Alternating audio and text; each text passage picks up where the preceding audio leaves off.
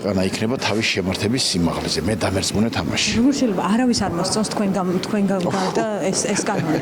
იმიტომ რომ ეხება ყველას. ყველა გადარიცხვა შეიძლება გრანტად ჩათვალოს.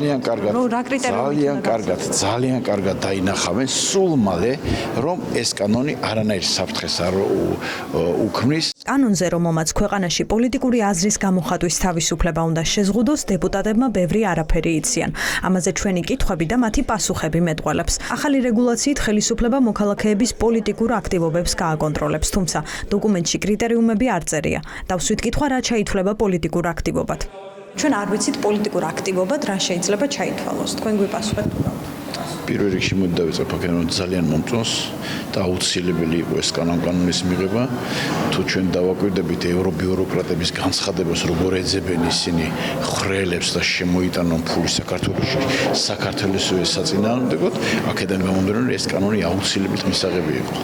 აქედან გამომდინარე, მე მხარს დაუჭერე. ამ კანონში წერია, რომ პოლიტიკური აქტივობა არ უნდა დაფინანსდეს უცხოეთიდან. პოლიტიკური აქტივობა რა შეიძლება იყოს? საკმაოდ ფართოა. აი, გუშინ ახლა თუ დებატებს დააკვირდა მთელი საქართველო უყურებდა, მე დარწმუნებული ვარ. ძალიან კარგად გამართა პარლამენტის თავმჯდომარემ. საინფორმაციო კამპანია რომ ჩავატარო ერთმა მოქალაქემ და ადამიანებს აბუხსნა, მაგალითად რა უფლებები აქვს საპროტესტო აქციაზე. წავიდნენ პოლიტიკაში.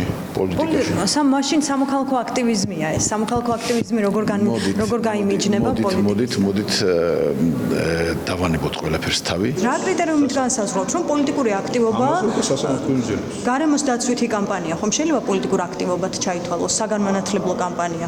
მაგალითად, უცხოელი ექსპერტი ჩამოდის, უფასო ტრენინგს მიტარებს პოლიტიკის გაშუქებაში. თქვენ შეიძლება პოლიტიკურ აქტივობად ჩათვალოთ ეს, არა? მე შეიძლება ჩავთვალო, მაგრამ ჩათვალო სასამართლო. ამას სასამართლო მიიღებს გაწყვეტილებას და არა ბოჟებს.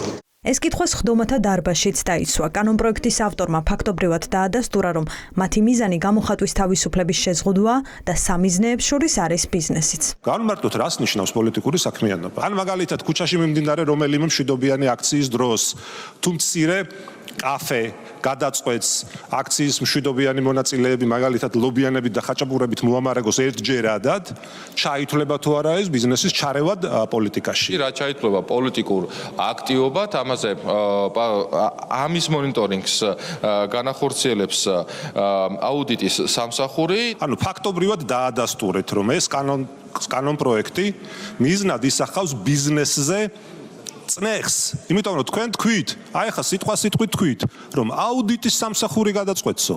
აუდიტის სამსახური გადაწყვეტს რა არის პოლიტიკური საქმიანობაო. და ამით დაადასტურეთ, რომ ამ კანონებს ღებულობთ ტოტალური კონტროლის დამყარებისთვის ამ ქვეყანაში, ეს არის ფაქტი. მეტი რაღა კითხვა გინდათ. პოლიტიკური აქტივობის გარდა კანონპროექტში ბუნდოვანია ჩანაწერი გრანტების შესახებაც. გაურკვეველი რჩება, რას ჩათვლის ხელისუფლება გრანტად და რა აზღვევს რისკს, რომ რეგულაცია არ შეეხება ემიგრანტების ჩარიცხულ თანხებსაც. ხელისუფლება ამტკიცებს, რომ მათ ეს კანონი არ შეეხებათ, რადგან კანონი განსაზღვრავს უცხო ქვეყნის მოქალაქის მიერ ჩარიცხულ თანხებს, მაგრამ ოცნების მიერ ამ დრომდე მიღებული ფარას კანონით ემიგრანტები უცხო ძალად არიან მიჩნეულები.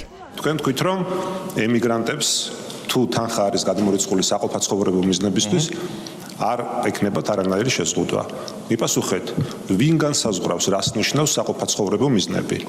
ამ ფულით შეიძლება ახალგაზრდა ადამიანი, სტუდენტი, რომელიც აქ ცხოვრობს და მისი დედა იმისთვის, რომ ეს სტუდენტი შეინახოს რაღაცნაირად საზღვარგარეთ წელებზე ფეხს იდგამს და 24 საათი მუშაობს, ამ ფულით არ იყიდოს მაგალითად საკვები, არ წავიდეს კაფეში, მაგრამ დაბეჭდოს პირობითად პლაკატი, რომელიც იქნება, ასე ვთქვათ, საპროტესტო განწყობის, ხო? აი დაბეჭდოს, დაბეჭდოს?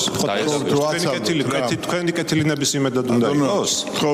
უცბად რომ შეცვალოთ ეს გადაწყვეტილება და თქვათ რომ თურმე კანონი დაარღვია, მე რა შვენ. ჯერ როდესაც რაღაცას საუბრობ, ცოტა აზრიცხო უნდა დავაყოლოთ, მარტივი ამბავია. როდესაც გრანტად მიიჩნევა მხოლოდ ის საქმიანობა და ის გადმორიცხული თანხები, რომელიც პოლიტიკური საქმიანობისთვის არის განკუთვნილი. აი ხლა მითხარით და აუხსენეთ საზოგადოებას, კეთილი ინებეთ, როდესაც ოჯახის წევრი ოჯახის წევრს ურიცხავს კონკრეტულ თანხას, აქ პოლიტიკური საქმიანობა და პოლიტიკური მიზანი სად არის?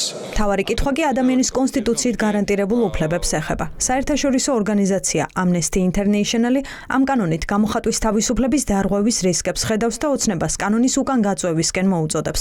ორგანიზაცია წერს, რომ ეს ავტორიტარული პრაქტიკის გაფართოების სტოლფასია. კონსტიტუციის რომელი მუხლი აძლევს ქართულ ოცნებას უფლებას ადამიანს ეს თავისუფლება შეუზღუდოს. არჩილ გორდულაძემ ამ კითხვაზე პასუხად დამაჯერებლობისთვის კონსტიტუცია მოიშველია, მაგრამ ასეთი მუხლი ქვეყნის მთავარ კანონში არ არსებობს.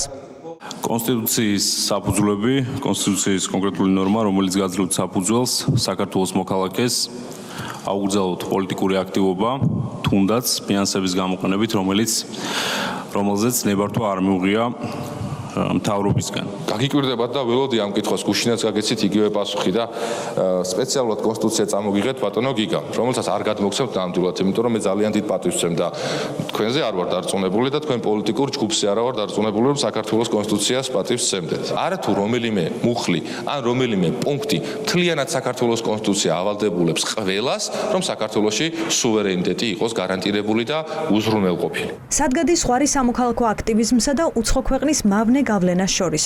ამ კანონპროექტით ნებისმიერი სახის სამოქალაქო აქტიურობა რისკის ქვეშ დგება.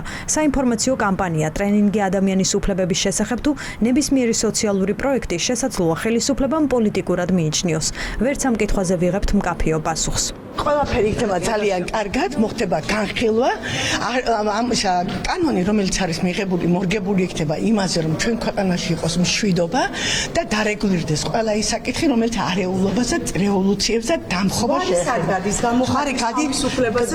ხარი გადის კანონზე. კანონპროექტი პირველი მოსმენით და 82 დეპუტატის მხარდაჭერით უკვე მიღებულია. დოკუმენტი საბოლოოდ თვის ბოლომდე შევა ძალაში.